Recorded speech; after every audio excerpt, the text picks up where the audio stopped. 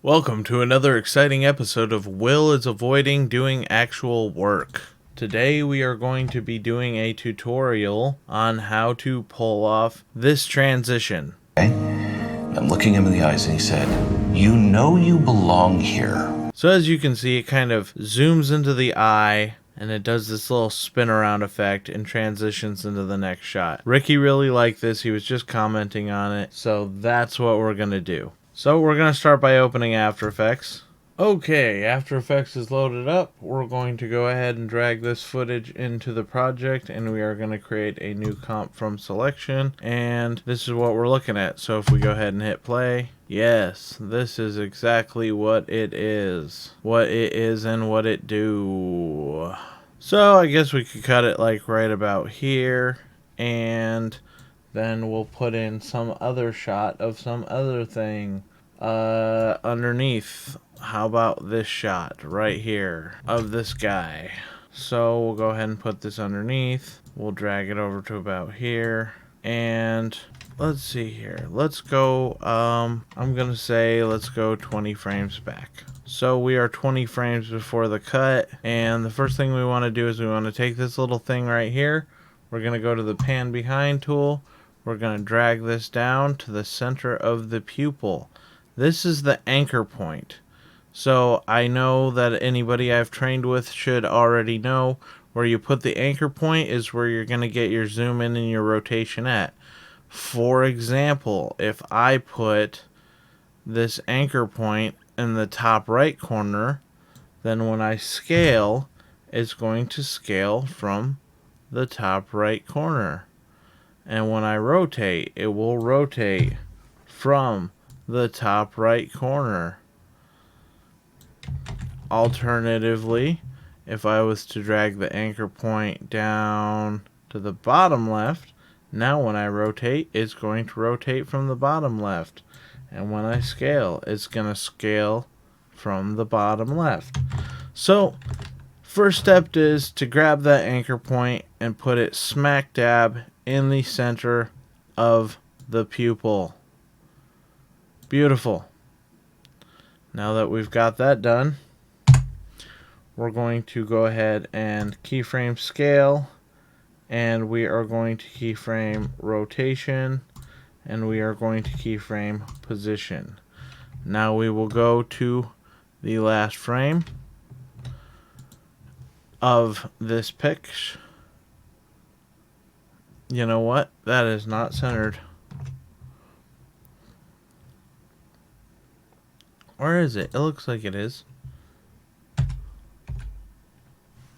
Yeah, that looks good. Okay. I'm tripping. Don't worry about that. Oh, okay, I see. Because his head's moving, that's why it seems like it kind of moved as well. So you know what? We can go ahead and keyframe anchor point too, if we want to. So let's go ahead and hit A on our keyboard, keyframe anchor point. Hit U on our keyboard so we can see all our keyframes, anchor point, position, scale, rotation. Let's go to the last frame of this, and let's move that anchor point just a little bit there, and a little bit there, and there we go.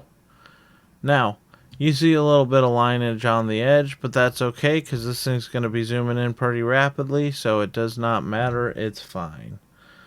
Let's go ahead and start scaling up.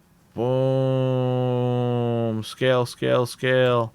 Now we're going to go position, and we're just going to push it over just a tiny bit. Boom, boom, boom. We're going to scale up a little bit more until all we see is black. The black of the pupil is engulfing the entirety of the screen. Now, if we play this through, this is what we're looking like. Right? That's what we got so far. Now, if we add a little bit of motion blur to that, it'll kind of make it look a little more exciting. Oh, we didn't add the motion blur. There's the motion blur. Cool. So now it's, instead, here's what it looks like with the motion blur off. Pretty boring. Turn the motion blur on. Suddenly we get this really nice, yeah, that looks way freaking cooler already, right? Then, since we already have the rotation right here, keyframed, we'll go to the last keyframe and we'll do one full rotation. So we'll go over here and we'll just type in a 1. Boom. There we go. Now it goes and it rotates like that. It does that nice little rotational effect. Very cool. I'm digging it. I'm digging it. So this is what we have. We're almost there. Boom. Right? Boom.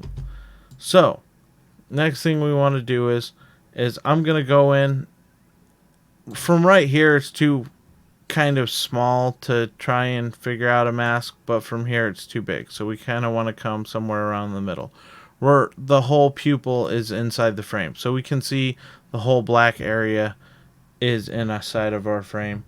And then we'll take our mask tool up here, pretty much our shape tool. If you don't have this layer selected and you start creating a shape, it's actually going to create a new shape layer. So you want to make sure you have this layer selected, and then you come up, go to your circle tool, and we're going to go, boom.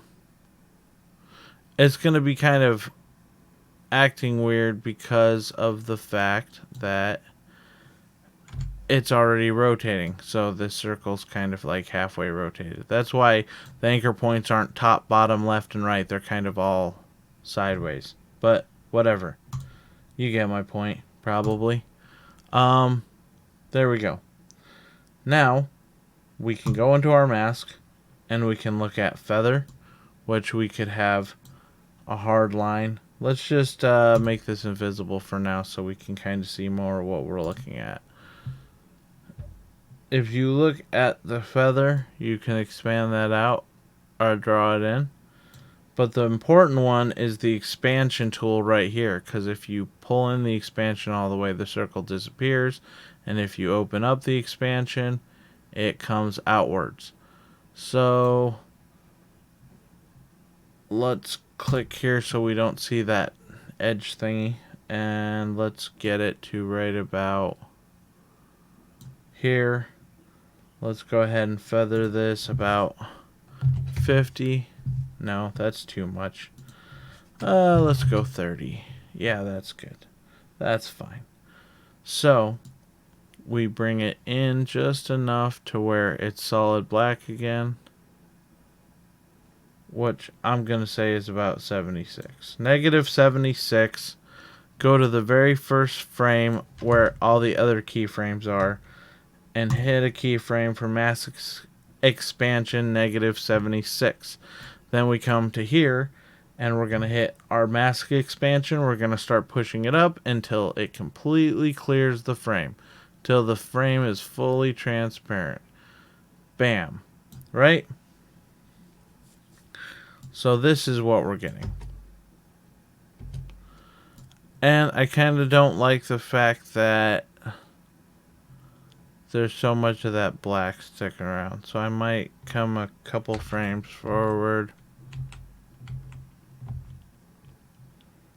And I might push this to give it a nice little head start. There we go. I'm digging that, right? That's looking cool. Put our footage back in underneath. And there you go. That didn't take long at all, did it?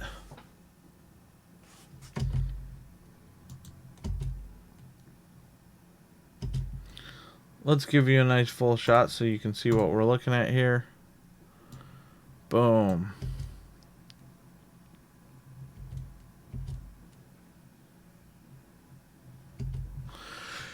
And that's how you do that transition.